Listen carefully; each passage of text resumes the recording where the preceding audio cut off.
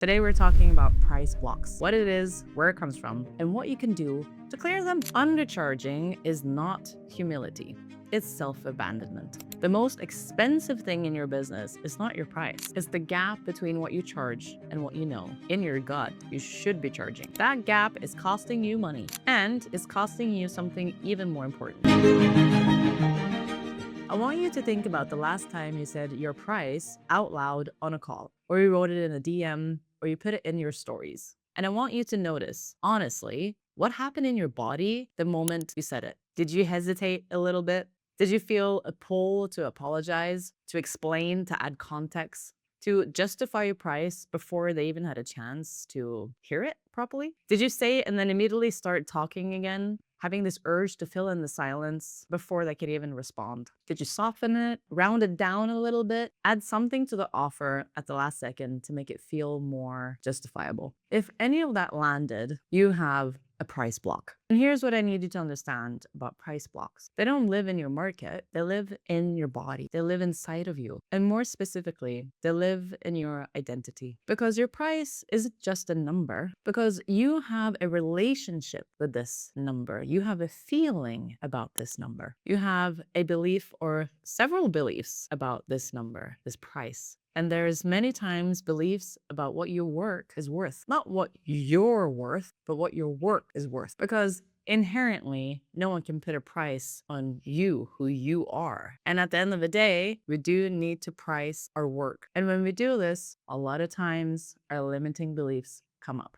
Beliefs around how much you are allowed to receive. And if that identity hasn't been updated, if a part of you is still running on an older version of the story, your clients, your market, your audience will feel it before you even say a single word to them. Welcome to the High Ticket Portal. I'm Vanessa Carling, and today we're getting into the internal work, that part about high ticket sales that changes everything, but is talked about the least. Today we're talking about price blocks, what it is, where it comes from, and what you can do to clear them. Now, let me define what I mean by a price block, because it's a bit broader than what most people think. A price block is any internal belief, feeling, or energetic state that makes you unable to hold your number with full conviction. It might be a conscious belief, nobody in my audience can really afford this, or it might be an unconscious belief, just that subtle feeling of unworthiness that you never can really put into words. It might be situational. You're fine saying your number to some people, but as soon as someone hesitates, you kind of cringe on the inside. Price blocks are incredibly common and they are entirely learnable. You just took them on. But first,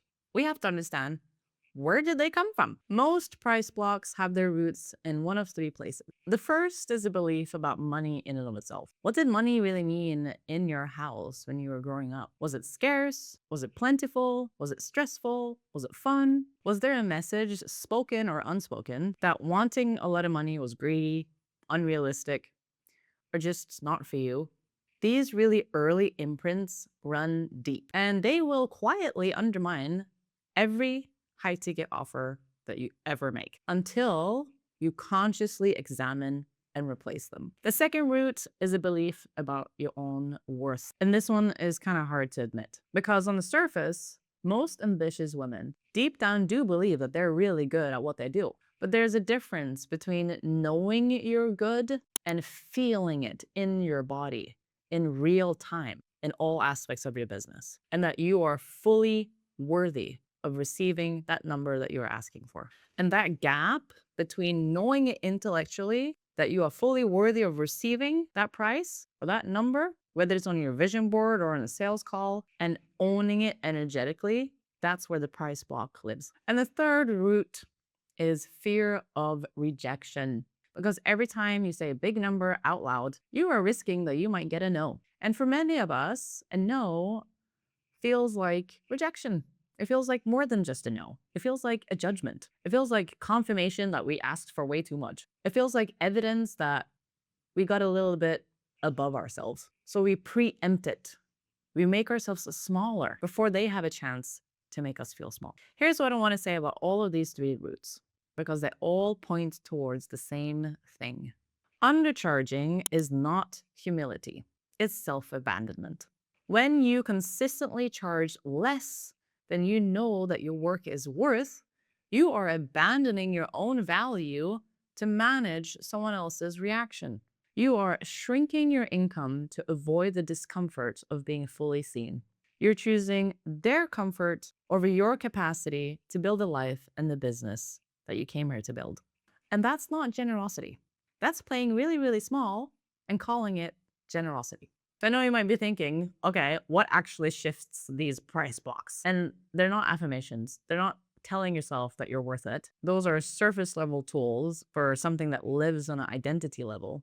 What shifts the price block is anchoring your number to something bigger than you, specifically anchoring it to the transformation on the other side of it and to the woman you're becoming as you learn to receive it.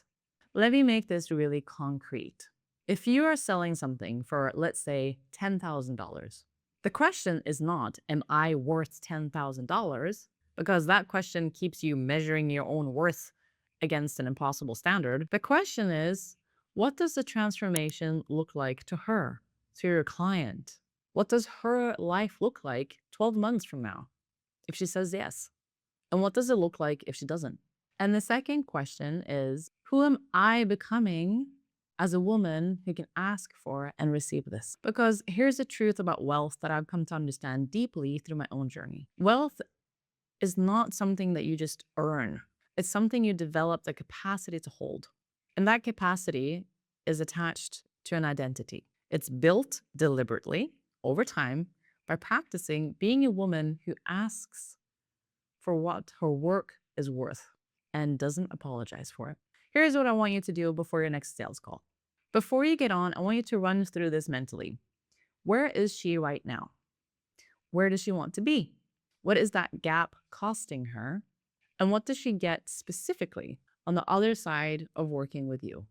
Get into the transformation and really sit with it. Feel the weight and the significance of what you're offering before you open your mouth. Because that weight, that conviction, that's what comes through on the call. It's not the words, it's the energy behind the words. And then you can say your number fully without needing to qualify it. You just say it and then stop talking. Let the silence be there. Because that silence is not a sign that the call is going wrong. The silence is her or your client taking in something very significant. I want to close with this. The most expensive thing in your business is not your price. It's the gap between what you charge and what you know in your gut you should be charging. That gap is costing you money and is costing you something even more important, your relationship with your own power.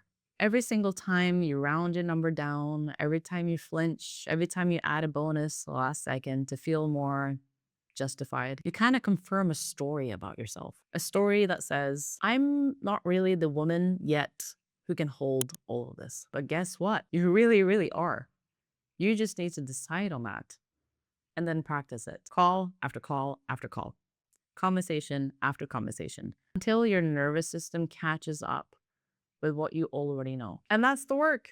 And it's so worth doing. Now, if you want to go deeper into high ticket sales and learn how you can set up a high ticket sales business for yourself, the link to book a call is in the show notes. I would love to chat with you personally. I hope you found this episode helpful, and I will see you in the next one.